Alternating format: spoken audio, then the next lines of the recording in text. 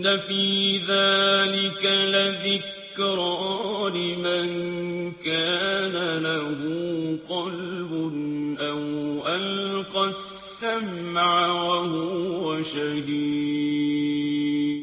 بسم اللہ الرحمن الرحیم.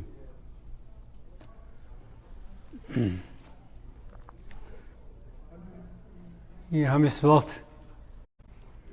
سورہ حجرات کی تفسیر کے بارے میں گفتگو کر رہے ہیں، اور یہ صورت سن 9 ہجری میں نازل ہوئی جبکہ مسلمان معاشرہ اسٹیبلش ہو گیا اور نبی صلی اللہ علیہ وسلم کے جانے کا وقت، دنیا سے رخصت ہونے کا وقت قریب آ رہا تھا. تو اس میں وہ آخری ہدایات ہیں کہ سماج اور اسلامی معاشرہ ان اصولوں پر قائم رہے گا تو وہ انشاءاللہ تعالی اسلام پر قائم رہے گا. سب سے زیادہ فیصلہ کن چیز اللہ پر یقین ہے، اور ہر چیز کا فیصلہ کرنے والا اللہ ہے، اور اللہ کے فیصلے پر راضی رہنا اور اس سے آگے نہ بڑھنا یہی مومنین اور مومنین صالحین کا کام ہے. تو پہلی ہدایت اس میں یہی ہے کہ مسلمان معاشرے میں لوگ اللہ کے بندے ہوتے ہیں اور اللہ کی مانتے ہیں. دوسرے نمبر پر یہ ہے کہ اللہ نے اپنا جو آخری رسول بھیجا ہے اس سے تعلق رہے گا تو آپ ایمان پر قائم رہیں گے، ان سے تعلق ٹوٹا تو آپ ایمان سے گئے. اس لیے ان کا احترام، ان کی عزت، ان کا وقار، ان کی اہمیت، ان کی عظمت آپ محسوس کریں. یہ 2 ہدایتیں بڑی اہم ہیں جو ان کے شروع کی 2 آیتوں میں بیان کی گئی. آپ یہ محسوس کر رہے ہوں گے کہ ہے تو یہ آخری صورت، مسلمانوں کا سماج تو اسٹیبلش ہو گیا، پورا تعمیر ہو گیا، بن گیا. نبی صلی اللہ علیہ وسلم کی تربیت کرتے ہوئے، صحابہ کرام کی تربیت کرتے ہوئے زمانہ گزر گیا، کم سے کم 9 سال تو گزر گئے، اب آخری وقت ہے. مگر اس صورت میں 6 مرتبہ کم از کم یا ایھا الذین آمنوا یا ایھا الذین آمنوا آیا، اور اس کے بعد جو بات بتائی گئی وہ یہ کہ یہ تم غلط کر رہے ہو یہ کرو، یہ غلط کر رہے ہو یہ کرو. تو سوال پیدا ہوتا ہے کہ یہ کیا بات ہے کہ 9 سال ہو گئے تربیت کرتے ہوئے، اور اب نبی صلی اللہ علیہ وسلم اور قرآن یہ کہہ رہا ہے کہ اے ایمان کا دعویٰ کرنے والوں یہ نہیں کرتے، ایمان کا دعویٰ کرنے والوں یہ کرو، ایمان جن کا ایمان ہوتا ہے وہ یہ کام کرتے ہیں، یہ بتایا جا رہا ہے. تو سوال پیدا ہوتا ہے ذہن میں. تو بات یہ ہے کہ اصل میں سن 8 ہجری میں مکہ فتح ہوا، اور جب مکہ فتح ہوا تو ہر طرف غلبہ نظر آیا اسلام کا. تو اب مختلف دور دور کے بدوی لوگ، گاؤں کے، دیہاتوں کے، قبیلوں کے لوگ ایمان لانے لگے جلدی جلدی. غلبہ ہو گیا نا اسلام کا. ایک تو یہ ہے کہ بھئی سمجھ کے لائیں ایمان، اور ایک یہ کہ غلبہ ہو رہا ہے، آئندہ انہی کا اقتدار ہوگا، لہذا انہی کے ساتھ رہنا ٹھیک ہے. تو وہ غلبے میں ایمان لانے لگے لوگ. تو یہ جن سے بات ہو رہی ہے اس میں بیشتر وہ لوگ ہیں جو نئے نئے ایمان لائے تھے اور دور دراز کے دیہاتوں کے رہنے والے تھے، انہیں اب تربیت کا موقع نہیں ملا تھا. ورنہ جو اصل صحابی تھے اور نبی صلی اللہ علیہ وسلم کی تربیت میں رہے تھے، ان کا حال تو یہ ہے کہ سن 6 ہجری میں، یاد کیجئے صلح حدیبیہ کے موقع پر 6 ہجری میں اللہ کے رسول نے انہیں ایک درخت کے نیچے جمع کر کے بیعت لی تھی، یاد ہے بیعت رضوان؟ جب یہ خبر مشہور ہوئی، آپ گئے تھے عمرے کے لیے، جب خبر مشہور ہوئی کہ حضرت عمر، حضرت عثمان غنی کو قتل کر دیا گیا مکے میں، تو بیعت رضوان لی تھی محمد صلی اللہ علیہ وسلم نے. اور جن لوگوں نے، جن صحابہ نے بیعت رضوان دی تھی وہ 1400 تھے، صحابی 1400 تھے، اور اس میں بھی حضرت عثمان نہیں تھے، مکے میں تھے وہ. تو ان 1400 صحابہ نے،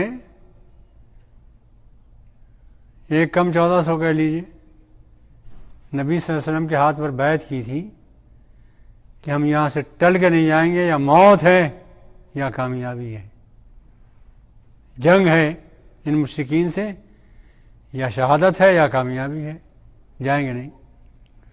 تو اللہ تعالیٰ نے ان کو اس وقت ایک سند دی تھی، سند یہ تھی لقد رضی اللہ عن المؤمنین، اللہ ان سے راضی ہو گیا، اب کبھی ناراض نہیں ہوگا. تو یہ جنتی ہیں سب، یہ سارے مومنین صالحین صحابہ کرام جنتی ہیں، اور ان سب کے بارے میں یہ عقیدہ ہے ہمارا کہ یہ سب جنتی ہیں. اور یہ عقیدہ بھی ہمارا ہے کہ ان سے محبت ایمان کی علامت ہے، ان سے بغض کفر کی علامت ہے. اس لیے قیامت تک تمام صحابہ کرام سے محبت رکھنا مومنین کو فرض ہے. اس لیے کہ نبی صلی اللہ علیہ وسلم نے فرمایا جو ان سے محبت کرے گا وہ مجھ سے محبت کرے گا، جو ان سے بغض رکھے گا وہ مجھ سے بغض رکھتا ہے. گویا یہ مقام ہے ان کا. اس لیے آپ ان ہدایات کو یوں نہ سوچیے کہ یہ کیا چھوٹی چھوٹی باتیں سمجھائی جا رہی ہیں، وہ امتی الگ ہے اور یہ چند لوگ الگ ہیں جن کو یہ سمجھایا جا رہا ہے. یہ غلبہ دین کی وجہ سے، غلبہ اسلام کی وجہ سے، مکہ فتح ہونے کی وجہ سے دور دراز کے لوگ روز بروز جوق در جوق اسلام میں داخل ہو رہے ہیں. وَرَأَيْتَ النَّاسَ يَدْخُلُونَ فِي دِينِ اللَّهِ أَفْوَاجًا، اور آپ دیکھیں گے کہ لوگوں کو کہ فوج در فوج اسلام میں داخل ہو رہے ہیں. ابھی سمجھا نہیں انہوں نے پوری طرح، سمجھیں گے دھیرے دھیرے. تو آج جو ہم بات کر رہے ہیں وہ یہ ہے کہ کچھ لوگ ہیں جو انگھڑ ہیں، ان پڑھ نہیں انگھڑ، نئے نئے اسلام لائے ہیں. بنو تمیم کا قافلہ آیا ہے، ہو سکتا وہ بھی ہو اور ہو سکتا یہ لوگ اور بھی ہوں. تو وہ نبی صلی اللہ علیہ وسلم کے پاس آئے ہیں کہ بہت سے لوگ تو وہ ایمان لائے تھے جو آپ سے لڑ رہے تھے، اور ہم تو بے لڑے بھڑے، ہم نے قبول کر لیا تو آپ کے دین کو، کتنا بڑا احسان ہے ہمارا. تو نبی صلی اللہ علیہ وسلم گھر کے اندر تھے، کمرے کے اندر تھے، تو آپ باہر سے یہ لوگ آوازیں دے رہے تھے، ینادونک من وراء الحجرات، حجروں کے باہر سے نبی صلی اللہ علیہ وسلم کو آوازیں دے رہے تھے، وہ کہہ رہے تھے محمد باہر نکلو، محمد باہر نکلو. حالانکہ اللہ نے ہدایت کی کہ محمد نہ کہو، یا رسول اللہ کہو، نام نہ لو. اور ہم اسی عقیدت کی وجہ سے ہمارے ہندوستان، پاکستان میں اور ایشیائی ملکوں میں ابھی تک یہ شکل ہے کہ نہ باپ کا نام لیتے ہیں، نہ ماں کا نام لیتے ہیں، نہ بڑے بھائی کا نام لیتے ہیں. تو جب بڑے بھائی کا نام، ماں کا نام، باپ کا نام نہیں لیتے تو رسول اللہ کا نام کیسے لیں گے؟ اس لیے یا رسول اللہ کہیں گے. لیکن یہ محمد محمد کہہ کے پکار رہے تھے، تربیت نہیں ہوئی تھی ابھی. تو فرمایا ان الذین ینادونک من وراء الحجرات اکثرهم لا یعقلون، جو حجروں کے باہر سے آپ کو پکار رہے ہیں اور انتظار نہیں کر رہے ہیں، ان میں سے اکثر بے عقل ہیں، کم عقل ہیں، عقل نہیں ہے ان کے پاس. اچھا، کسی کو ہم کہتے ہیں نا یہ بڑا کم عقل ہے، تو اس میں یہ بات بھی ہوتی ہے کہ ناسمجھ کہہ رہے ہیں اسے، یہ تو بات ہوتی ہے، لیکن ساتھ ساتھ ایک لگاؤ بھی ہوتا ہے کہ سمجھ جائے گا انشاءاللہ. یہ اپنے بچے کو آپ کہتے ہیں نا کم عقل ہے اس لیے یہ باتیں کر رہا ہے، کیا مفہوم ہے کہ بھی تربیت نہیں ہوئی ہے، موقع نہیں ملا ایسے ٹھیک ہو جائے گا. تو ان کے بارے میں گویا اس لفظوں میں یہ بات موجود ہے کہ یہ کم عقل ہیں، لیکن تربیت نہیں ہوئی ہے، موقع نہیں ملا ہے ان کو. دھیرے دھیرے نبی کی صحبت میں رہیں گے تو یہ ٹھیک ہو جائیں گے، عقل والے ہو جائیں گے. ایک بات تو یہ ذہن میں رکھیں. دوسری بات یہ ہے کہ یہ جو تربیت تھی اور سمجھایا گیا کہ نبی کا انتظار کرو، جب وہ خود نکلیں کسی کام سے انتظار کرو، بیٹھے رہو، اس لیے کہ ان کا خیال یہ تھا کہ تو دین سمجھانے والے ہیں، اور دین کے بارے میں ہمیشہ یہ تصور رہا ہے کہ وہ مفت ملنا چاہیے، مفت ملے، سستا ملے، یہ ہمیشہ تصور رہا ہے. اب آدمی دیندار ہے، سمجھانے والا ہے، دین سکھانے والا ہے، وہ بھی اپنی قیمت بنائے اور اب گھر میں بیٹھا رہے، یہ گوارا نہیں تھا. اس کا کام تو یہ ہے کہ جب بھی لوگ آئیں فوراً آ جائے، سمجھائے. اس لیے قرآن کا پڑھانے والا استاد تو آپ کو کم قیمت میں مل جائے گا، سائنس پڑھانے والا مہنگا ملے گا. دین کے بارے میں ہمیشہ سے تصور رہا ہے. تو یہ لوگ یہ سوچتے تھے کہ بھئی یہ تو دین سمجھانے والے آدمی ہیں، ہم جب آئیں یہ باہر نکلیں ہمیں سمجھائیں، بتائیں. تو اللہ تعالیٰ نے سمجھایا نہیں، ان کی بھی قیمت ہوتی ہے، ان کو بھی آرام کا موقع ملنا چاہیے، ان کی بھی عزت ہوتی ہے. چنانچہ صحابہ کرام نے اس بات کا لحاظ اس حد تک کیا ہے کہ کوئی صحابی کسی راوی کے پاس جب گیا ہے تو کبھی دستک نہیں دی اس نے دروازے پر. عجیب بات ہے، پوری تاریخ ہے. عبداللہ بن عباس رضی اللہ تعالیٰ عنہ کہتے ہیں میں بہت گھوما حدیثیں سمجھنے کے لیے، حدیثیں جاننے کے لیے. جس راوی کے پاس بھی میں نے سنا کہ اس کے پاس حدیث ہے، میں چلا گیا. رات بھر، اگر رات کو آخری وقت میں پہنچا ہوں یا درمیان میں پہنچا ہوں تو میں گھر میں باہر دروازے پہ لیٹ گیا یا بیٹھ گیا. جب صبح کو وہ نکلیں گے تو میں پوچھوں گا. دروازہ میں نے کبھی نہیں کھٹکھٹایا. لوگ نکلتے تھے، پوچھتے صحابہ کہ بھئی آپ تو رسول اللہ کے چچا کے بیٹے ہیں، آپ رات بھر بیٹھے رہے، آپ نے دستک دی ہوتی، آواز دیا ہوتا. کہا میں کیسے آواز دیتا، اللہ کے رسول کو تو یہ ہدایت ہوئی ہے کہ آواز نہ دیں، تو میں نے دستک نہیں دی. آپ جب نکلے تو میں نے بات کی. اچھا یہاں ایک لفظ اور ہے، رسول جب خود نکل کر آئیں تو بات کرو ان سے، تو اپنی بات کہو. اور خود نکل کے آئیں تو وہاں لفظ ہے کہ ان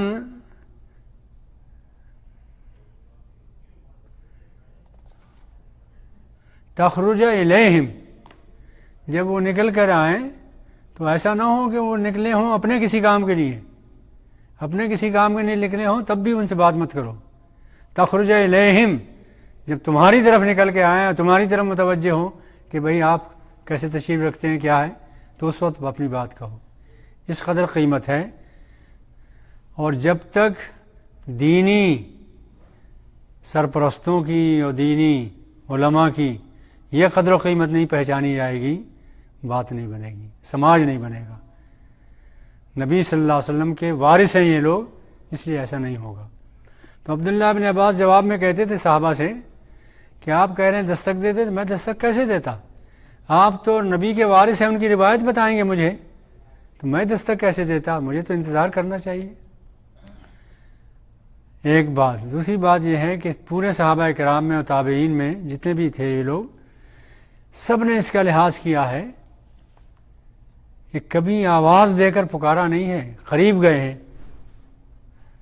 ہمارے یہاں قدریں اب بھی ہیں، یہ یہاں نہ صحیح آپ کو نظر نہ آئے، لیکن ہمارے یہاں قدریں اب بھی یہ ہیں کہ کسی بزرگ کو بلائیں گے تو یہ نہیں کہ پیچھے سے آواز دیں گے، وہاں جا کے اس کے پاس جا کے بات کہیں گے، جو مراد کہنی ہوگی وہاں جا کے کہیں گے. یہ اب تک لحاظ ہے، اور یہ صحابہ و تابعین سے ہم نے سیکھا ہے، انہوں نے ہمیں یہ سکھایا ہے. اسی لیے نبی صلی اللہ علیہ وسلم نے فرمایا جو ہمارے بڑوں کی عزت نہ کرے اور چھوٹوں پر شفقت نہ کرے فلیس منا، وہ ہمارا آدمی نہیں ہے، وہ سنت رسول پر نہیں ہے. سنت رسول پر وہ ہے جو بڑوں کی عزت کرے اور چھوٹوں پر شفقت کریں. یہ ایک اصول بتایا. کتنا قیمتی اصول ہے سوچئے. تو یہ ان الذین، بے شک وہ لوگ جو حجروں کے باہر سے آپ کو آوازیں لگاتے ہیں ان میں سے اکثر بے عقل ہیں، کم عقل ہیں. ٹھیک ہو جائیں گے انشاءاللہ. وَلَوْ أَنَّهُمْ صَبَرُوا حَتَّى تَخْرُجَ إِلَيْهِمْ، لیکن اگر وہ صبر کرتے، بیٹھے رہتے، سکون سے اختیار کرتے، جب آپ نکلتے ان کی طرف اور ان سے مخاطب ہوتے کہ بھئی کیا کام ہے، کیسے آئے ہو، اگر آپ اس وقت وہ یہ آپ کو اپنی بات بتاتے لَكَانَ خَيْرًا لَهُمْ، تو یہ ان کے لیے بہت بہتر ہوتا. وجہ کیا ہے؟ وجہ یہ ہے کہ بے گستاخی یا بدتمیزی یا غیر اخلاقی بات باہر جب نکلتی ہے، عمل میں جب آتی ہے، جب اندر کچھ گڑبڑ ہو. اندر گڑبڑ نہ ہو تو نہیں ہوتی. اندر اگر سدھار ہو جائے، آگے اور بات آئے گی تو سمجھ میں آئے گا آپ کے، اندر اگر سدھار ہو جائے تو عمل خود بخود ٹھیک ہو جاتا ہے. کسی کی عزت ہو ذہن میں، دل میں، تو آپ ممکن نہیں کہ آپ آواز دیں، چیخیں. اللہ تعالیٰ لَكَانَ خَيْرًا لَهُمْ.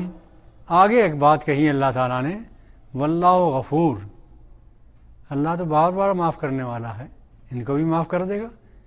اگر یہ سمجھ جائیں تو ان کو بھی معاف کر دے گا. اور رحیم بھی ہے، بڑا رحم بھی کرتا ہے، پھر تربیت بھی کرتا ہے، موقع بھی دیتا ہے کہ اپنے سنبھلے آدمی. عجیب بات یہ ہے کہ اللہ تعالیٰ کسی گناہ پر فوراً نہیں پکڑتا، ورنہ آدمی گناہ کر ہی نہ پائے اگر فوراً پکڑے. ایک نوجوان تھا، رات کو مشورہ ہوا کہ بھائی بہت پریشان کر رکھا مکے نے اس آدمی نے، اس کو قتل کر دینا چاہیے. تو ایک نوجوان کھڑا ہوا اور اس نے کہا کہ میں یہ کام کروں گا. اس نوجوان کا نام جانتے ہیں آپ، معلوم ہے. جس وقت اس نے کہا کہ میں خاتم النبیین کو قتل کروں گا، اگر اسی وقت اللہ تعالیٰ فالج ڈال دیتا اس پر تو کر سکتا تھا، مگر نہیں پکڑا. کہاں پکڑا؟ موقع دیا. تم جو اپنے دل کی مراد نکالنا چاہتے ہو نکال لو. وجہ کیا تھی کہ اللہ کی نظر میں تو یہ بات تھی ان کو خلیفہ دوم بنانا تھا، اسی نوجوان کو. تو موقع دیا، شل نہیں کیا. یہ موقع دیا کہ اپنے بہن کے یہاں پہنچے اور وہاں ان کو مارا پیٹا، خون نکلا. اور خون جب نکلا تو انہوں نے خون جب دیکھا، بہن کی چہرے پر خون بہہ رہا ہے، تو ان کو ترس آیا، رحم آیا، اور انہوں نے کہا کہ کہاں ہے وہ کتاب جو تم پڑھ رہی تھی؟ تو بہن نے کہا میں تمہیں کیسے دے دوں، تم تو ناپاک ہو، وضو کرو، غسل کرو. وضو کرایا، اور اللہ تعالیٰ نے پھر موقع دیا. غفور کا یہ نتیجہ ہے کہ اللہ تعالیٰ فوراً پکڑتا نہیں ہے، موقع دیتا ہے، پھر موقع دیتا ہے، پھر موقع دیتا ہے. ایک گناہ انسان سے ہوتا ہے، پھر موقع دیتا ہے. ایک گناہ انسان سے اور ہوتا ہے، پھر مغفرت کرتا ہے، پھر معاف کر دیتا ہے، پھر موقع دیتا ہے، یہاں تک کہ موت کے وقت تک موقع دیتا رہتا ہے، جب بھی انسان سمجھ جائے. اب یہ انسان کے اپنے اوپر ہے. بہت سے وہ لوگ بھی دیکھے گئے ہیں جن کو عمر لمبی ملتی ہے، بن جاتے ہیں، وہ سدھر جاتے ہیں، سنور جاتے ہیں. اور بہت سے وہ لوگ بھی دیکھے گئے ہیں کہ بڑھاپا ہی ان کا خراب ہو جاتا ہے، بگڑ جاتے ہیں. زندگی میں اچھی رہتے ہیں، بڑھاپے میں آ کے تباہ ہو جاتے ہیں. اللہ تعالیٰ سے دعا کیجیے کہ وہ توفیق دے کہ عمر جتنی بھی گزرے بار بار توفیق دے کہ نیکی کی طرف پلٹیں ہم، نیکی کی طرف.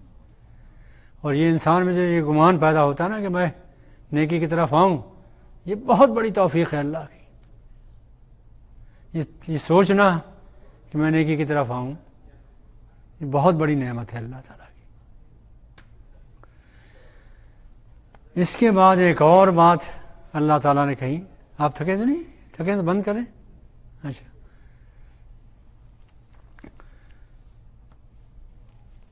اس کے بعد ایک اور بات ہے، یا ایھا الذین آمنوا، اے ایمان لانے والوں، پھر وہی یا ایھا الذین آمنوا آیا، کئی جگہ آیا اس میں، ان جاءکم فاسق بنبأ، اگر تمہارے پاس کوئی اہم خبر آئے لیکن لانے والا گناہ گار ہو، خطا کار ہو، صاحب کردار نہ ہو، تو اس خبر کی خوب تحقیق کر لیا کرو، ایسا نہیں کہ ماننے لگو۔ تو یہ اسلامی حکومت کا 9 سال ہو چکے تھے، اور اس وقت ضرورت تھی کہ یہ اس طرح کے نئے نئے لوگ اسلام لا رہے تھے، تو کس طرح کی خبریں یہ لائیں، اور پھر ان میں قبیلوں کے باہمی جنگ اور جدال تھا، کوئی اپنی بات منوانا چاہے رسول سے اور اپنی منمانی کرانا چاہے، تو فرمایا کہ خوب تحقیق کر لیا کرو۔ روایات میں یہ آتا ہے کہ ایک بزرگ تھے صحابی، ولید ابن عقبہ ایک صحابی تھے، بنو مستلق کے لوگ پر حملہ ہوا تھا، وہ مسلمان ہو گئے تھے، اور وہاں کی خاتون آئی تھی جویریہ رضی اللہ تعالیٰ عنہ، جو محمد صلی اللہ علیہ وسلم کے ازواج میں شامل ہو گئی تھی۔ ان کے والد تھے حارث ابن زرار جویریہ کے رضی اللہ عنہ، تو وہ نبی صلی اللہ علیہ وسلم کے پاس آئے۔ جب وہ آئے تو رسول اللہ صلی اللہ علیہ وسلم نے اپنی بیٹی کو لینے آئے تھے، نبی صلی اللہ علیہ وسلم نے ان کو دعوت دی اسلام کی، وہ مسلمان ہو گئے۔ نبی صلی اللہ علیہ وسلم نے فرمایا کہ تم جاؤ اور اپنے قبیلے میں اسلام کا کام کرو اور زکوٰۃ وصول کرو، سب سے تم بھی زکوٰۃ دو اور ان سے بھی وصول کرو۔ تو یہ گئے اور اپنے قبیلے میں دعوت کا کام کیا اور لوگوں کو مسلمان بنایا، ان سے زکوٰۃ وصول کی۔ نبی صلی اللہ علیہ وسلم کو خبر کرائی کہ فلاں دن فلاں آپ آدمی کو بھیج دیں، جو زکوٰۃ جمع ہو گئی وہ ہم دے دیں گے۔ چنانچہ ولید ابن عقبہ کو نبی صلی اللہ علیہ وسلم نے مقررہ تاریخ پر بھیجا کہ جا کے زکوٰۃ وصول کراؤ۔ ان کا جھگڑا تھا بنی مستلق کے کچھ لوگوں سے، پرانی خاندانی تکلیف تھی۔ یہ جب پہنچے وہاں تو انہوں نے کیا دیکھا کہ پورا قبیلہ باہر نکل آیا، اور ظاہر ہے کہ عرب کے لوگ تھے، تلوار تو رہتی تھی ہاتھ میں ہر موقع پر، ہر سفر میں۔ تو یہ سمجھے کہ وہ ہمارا جو پرانا قبیلوں کا جنگ چلی آ رہی ہے، اس کی وجہ سے شاید یہ ہمارے قتل کے لیے نکل آئے ہیں سب، حالانکہ وہ استقبال کے لیے نکلے تھے استقبال کے لیے کہ بھئی رسول اللہ نے بھیجا ہے، ان کو زکوٰۃ دینی ہے، لیکن یہ سمجھے یہ تو یہ واپس لے آئے جان بچا کے، اور نبی صلی اللہ علیہ وسلم کو آ کے یہ بتایا کہ صاحب وہ تو کام ہوا نہیں، اس لیے کہ وہ تو میرے قتل کے لیے نکل آئے تھے، میں واپس آ گیا، وہ تو شاید مرتد ہو گئے۔ تو نبی صلی اللہ علیہ وسلم نے یہاں تیاری کی کہ ان پر حملہ کیا جائے اور ان کو بدلہ دیا جائے، سکھایا جائے، سبق سکھایا جائے، تو مشورہ کیا۔ تو صحابہ کرام نے میں سے بعض تھے جنہوں نے کہا کہ فوراً ان پر حملہ ہونا چاہیے۔ تو رسول اللہ صلی اللہ علیہ وسلم نے خالد بن ولید کی سرکردگی میں کچھ لوگوں کو بھیجا، ان کی ان سے بھیڑ ہو گئی راستے میں، پوچھا کہاں جا رہے ہو؟ کہا تمہارے اوپر حملہ کرنے جا رہے ہیں۔ کہا کیوں؟ کہا ولید نے یہ خبر دی ہے رسول اللہ کو کہ بھئی تم نے انکار کر دیا زکوٰۃ دینے سے اور تم مرتد ہو گئے سب۔ تو انہوں نے کہا ہم نے تو ولید کو دیکھا بھی نہیں، ہم تو اس انتظار میں ہیں کہ وہ آئے نہیں، تو ہم نے سوچا کہ رسول اللہ شاید ناراض ہو گئے ہم سے، تو ہم سب زکوٰۃ لے کے پہنچ رہے ہیں رسول اللہ کے پاس، آئے ہیں دیکھ رہے ہیں۔ تو یہ پہنچے رسول اللہ کے پاس، تو انہوں نے کہا یا رسول اللہ ہمارے پاس تو اللہ تعالیٰ نے رسول کو یہ آرڈر دیا کہ جب بھی کوئی ایسی خبر جس کا اثر دوسروں پر پڑتا ہو، یا کوئی شرعی حکم ثابت ہوتا ہو، یا کسی کا حق مارا جاتا ہو، ایسی خبر کی تحقیق پوری طرح کر لیا کرو۔ یہ رسول اللہ کو آرڈر دیا اللہ تعالیٰ نے، اور یہیں سے ہمارے یہاں ایک علم ہے جرا و عدل کا،